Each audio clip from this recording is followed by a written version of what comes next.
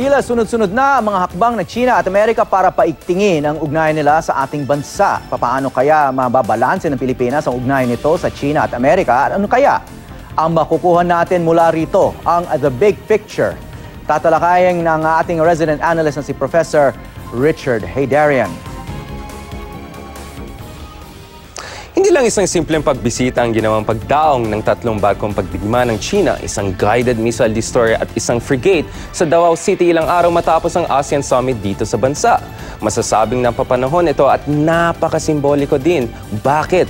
Una sa lahat, naging matagumpay ang China sa nais na itong huwag nang banggitin sa magiging final statement ng ASEAN leaders ang anumang tungkol sa ginagawang reklamasyon nila sa West Philippine Sea.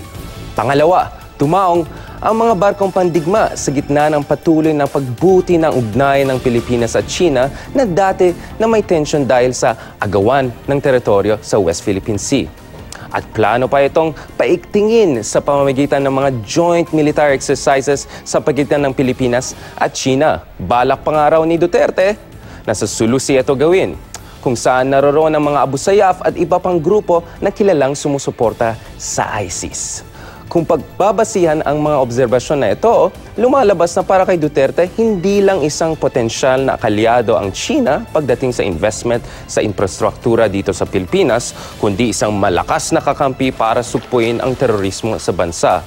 Pero syempre, bago ito mangyari, kailangan munang magkapirmahan ng Memorandum of Understanding or Agreement o baka nga pati isang Visiting Forces Agreement o Treaty na kailangan pa munang maaprubahan sa Senado.